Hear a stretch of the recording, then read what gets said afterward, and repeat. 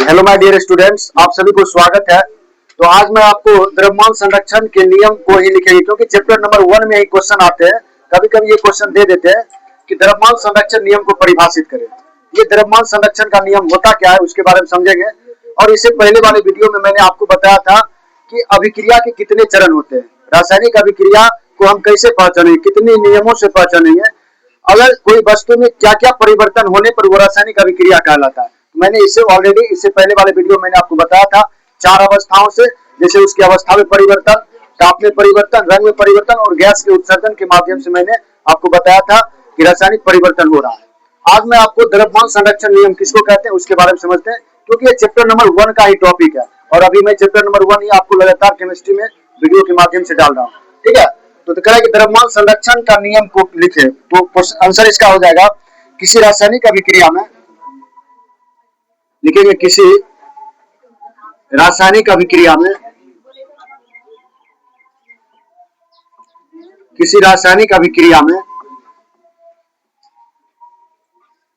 किसी रासायनिक अभिक्रिया में, किसी रासायनिक अभिक्रिया में द्रव्यमान द्रव्यमान द्रव्यमान का ना हो, द्रव्यमान का ना तो द्रव्यमान का ना तो निर्माण होता है, द्रव्यमान का ना तो निर्माण होता है, द्रव्यमान का ना तो निर्माण होता है और ना ही विनाश, और ना ही विनाश अर्थात हम कह सकते हैं, अर्थात द्रव्यमान संरक्षण, अर्थात द्रव्यमान संरक्षित रहता है। द्रव्यमान क्या रहता है बाबू? संरक्षित रहता है। द्रव्यमान संरक्षित रहता है। इसे ही द्रव्यमान संरक्षण, इसे ही द्रव्यमान संरक्षण, इसे ही द्रव्यमान संरक्षण, इसे ही द्रव्यमान संरक्षण का नियम कहते हैं, इसे ही द्रव्यमान संरक्षण का क्या कहते हैं? नियम कहते हैं। यानी कह रहा है कि बाबू किसी भी रासायनिक अभिक्रिया में क्या होता है, द्रव्यमान का ना तो विनाश होता है, ना ही उसके क्या होते हैं, निर्माण होता है। यानी जो रासायनिक अभिक्रिया होते हैं तो उसमें जो द्रव्यमान होते हैं, ना तो उसका क्या होता है, उत्पत्ति होती है, ना ही उसकी क्या होती है, विनाश होती है, निर्माण होता है, और ना ही क्या होता है, उसका विनाश होता है। अर्थात द्रव्यमान संरक्षित रहता है। द्रव्यमान क्या होता है, पूरी तरह से सुरक्षित रहता है। इसे ही द्रव्यमान संरक्षण का नियम कहते हैं। यानी कह रहा है कि जिस रासायनिक अभिक्रिया में ना तो द्रव्यमान का नाश होगा, ना ही उसकी क्या होगी, विनाश होगी, यानी ना तो उत्पत्ति होगी, ना ही उसकी क्या होगी, समाप्ति होगी। अर्थात द्रव्यमान क्या होगा, पूरी तरह से सुरक्षित रहेगा, संरक्षित रहेगा। अर्थात इसी नियम को हम क्या कहते हैं, द्रव्यमान संरक्षण का नियम कहते हैं। देखो आपको तुरंत याद हो गया है कुछ नहीं, लेकिन अगर आप शब्द से अपरिचित रहोगे तो आपको लगेगा कि क्या पूछ दिया है। इसलिए मैंने आपको चैप्टर 1 में ये शब्द है, इसलिए मैंने आपको क्या किया, इसे क्या किया, रूबहू करा दिया ना, परिचित करा दिया। तो आप लोग द्रव्यमान संरक्षण का नियम समझ गए। यानी किसी भी रासायनिक अभिक्रिया में द्रव्यमान जो होते हैं उसका ना तो विनाश होता है, ना ही उत्पत्ति होती है, और द्रव्यमान क्या होता है, पूरी तरह से सुरक्षित रहता है, पूरी तरह से क्या सिक्योर रहता है। अर्थात इसी प्रक्रिया को हम क्या कहते हैं, द्रव्यमान संरक्षण का नियम कहते हैं। ठीक है, चलिए अगला प्रश्न जो आएगा वो आएगा उत्प्रेरक किसे कहते हैं। देखो एक प्रश्न और आ जाता है इसी चैप्टर में, उत्प्रेरक। क्या बाबू? उत्प्रेरक। उत्प्रेरक उत्प्रेरक किसे कहते हैं? उत्प्रेरक किसे कहते हैं? उत्प्रेरक किसे कहते हैं? तो देखो ये क्वेश्चन आ रहा है। देखिए जितने भी इंपॉर्टेंट क्वेश्चन और जितने भी थ्योरी के कॉन्सेप्ट आते हैं, मैं चैप्टर नंबर 1 के माध्यम से आपको मैं पूरी तरह से करा दूंगा। ये चैप्टर नंबर 1 में कहां से क्वेश्चन बनेंगे और क्या थ्योरी बनेंगे, क्या टॉपिक बनेंगे, ये वीडियो के माध्यम से मैं आप सबको कराते चला जाऊंगा। ठीक है, तो देखिए क्वेश्चन आ रहा है, अभी क्या आ रहा है, उत्प्रेरक किसे कहते हैं। तो लिखेंगे बाबू उत्प्रेरक। उत्प्रेरक में लिखेंगे वह पदार्थ जो वह पदार्थ जो वह पदार्थ जो वह पदार्थ जो रासायनिक अभिक्रिया में रासायनिक अभिक्रिया में वह पदार्थ जो रासायनिक अभिक्रिया में भाग नहीं लेता है, भाग नहीं लेता है, भाग नहीं लेता है, परंतु अभिक्रिया के वेग परंतु अभिक्रिया के वेग की दर, अभिक्रिया के वेग की दर, अभिक्रिया के वेग की दर को परिवर्तित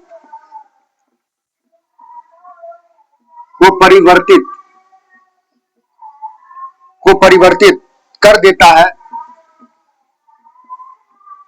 परिवर्तित कर देता है, उसे उत्प्रेरक कहते हैं। उसे क्या कहते हैं बाबू? उसे उत्प्रेरक कहते हैं, उसे उत्प्रेरक कहते हैं, उसे उत्प्रेरक कहते हैं।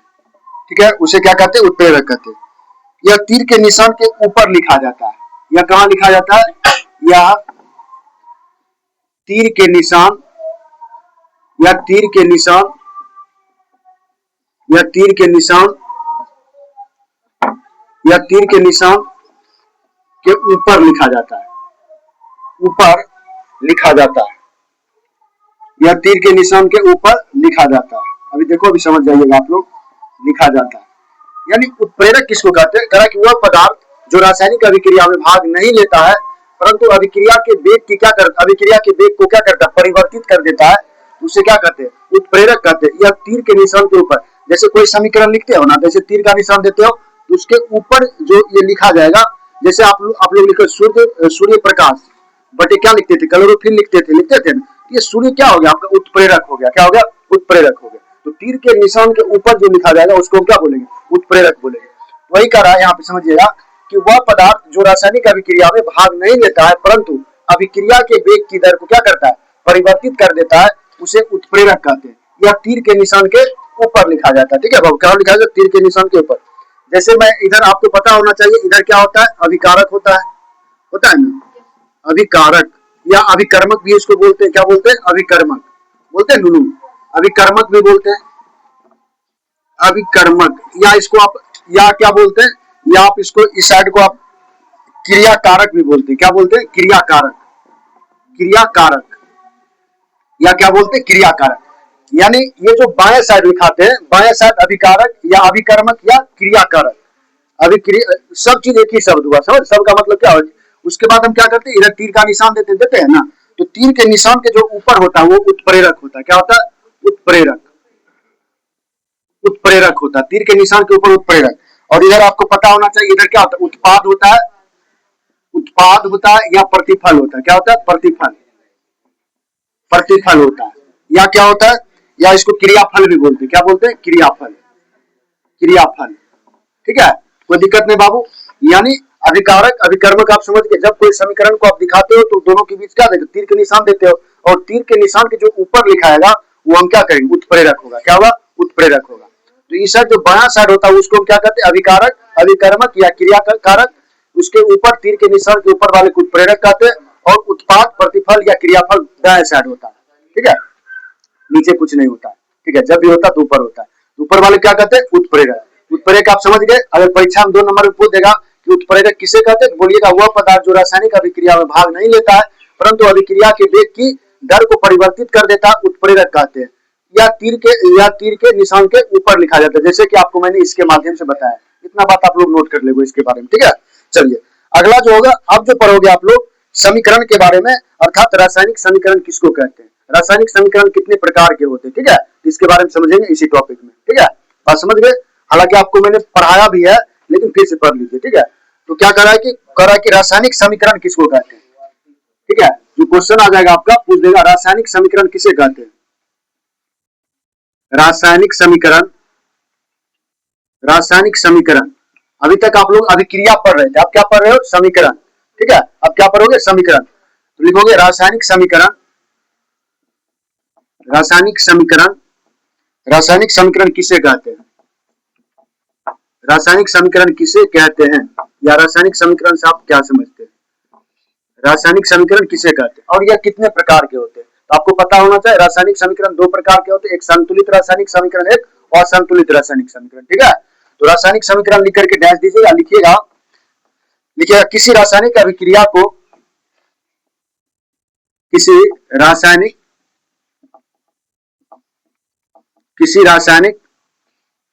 अभिक्रिया को,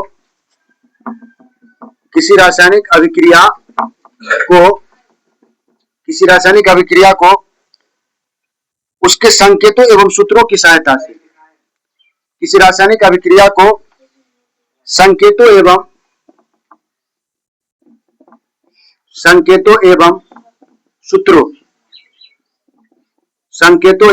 सूत्रों की सहायता से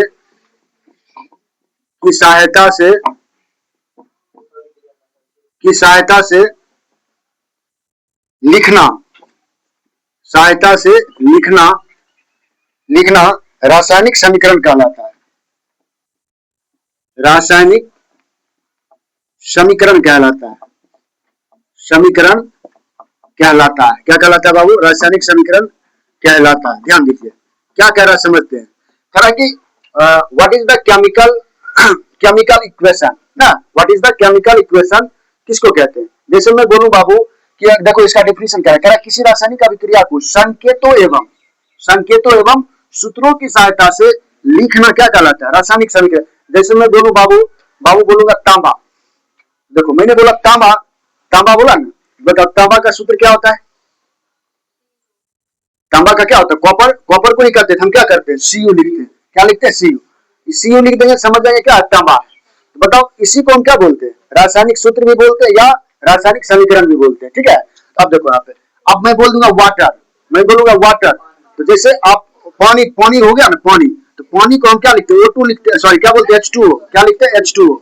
मैं बोलूंगा H2O, मैं बोलूंगा ऑक्सीजन इतना बड़ा नाम लिख करके हम क्या लिखते हैं? राइट, O2 लिखते हैं। तो यही क्या हुआ? यही केमिकल इक्वेशन हुआ, अर्थात रासायनिक समीकरण हुआ। बात समझ रहे हैं? वही कह रहा है यहाँ पे कि किसी रासायनिक अभिक्रिया को संकेतों एवं सूत्रों की सहायता से लिखना ही क्या कहलाता है? रासायनिक समीकरण कहलाता है। कोई दिक्कत यहाँ तक समझने में? यहाँ तक किसी को दिक्कत? चलो समझ गए। चलिए अब देखिए, ये रासायनिक समीकरण दो प्रकार के होते हैं, एक होते संतुलित, एक होते असंतुलित, यानी unbalance equation and balance equation, अर्थात असंतुलित रासायनिक समीकरण और संतुलित रासायनिक समीकरण। ठीक है, चलते तो लिखेंगे रासायनिक समीकरण दो प्रकार के होते हैं। कितने प्रकार के होते हैं बाबू? यहाँ पे नोट करके आप लिख देंगे, नोट करके लिखेंगे रासायनिक समीकरण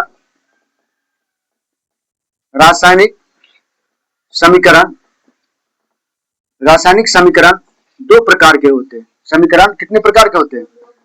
दो प्रकार के होते हैं। रासायनिक समीकरण कितने प्रकार के होते हैं? दो प्रकार के होते हैं। कितने प्रकार के होते हैं? दो प्रकार के। तो पहला जो हो जाएगा आपका असंतुलित हो जाएगा। क्या हो जाएगा? रासायनिक समीकरण कितने प्रकार के होते हैं?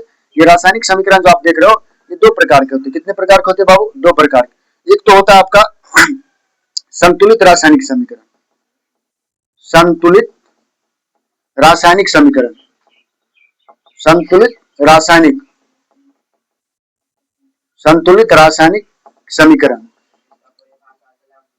हाँ, संतुलित रासायनिक समीकरण। दूसरा हो जाएगा आपका असंतुलित रासायनिक समीकरण, असंतुलित रासायनिक समीकरण, असंतुलित रासायनिक समीकरण। ठीक है बाबू, यानी संतुलित रासायनिक, आपने क्या देखा कि रासायनिक समीकरण किसको कहते हैं? तो कह रहा है कि यहाँ पे किसी रासायनिक अभिक्रिया को संकेतों एवं सूत्रों की सहायता से लिखना ही क्या कहलाता है?